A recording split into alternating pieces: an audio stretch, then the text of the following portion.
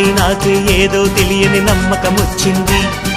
నీ స్ఫూర్తితో ఎంతో ఎంతో సాధించాలని తపనే పెరిగింది. నీ చెలిమితో ఊహల్లో నా ఊరిస్తున్నా గెలుపే అందింది. ఆ గెలుపుతో నిస్పృహలో నా నిదురిస్తున్నా మనసే మురిసింది.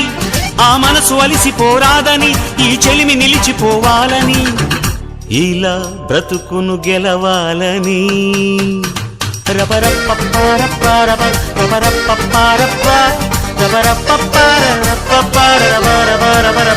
గామ గామ హంగామ మనమే హాయ చిరునామా పాత బాధ గదిని ఖాళీ చేద్దామా.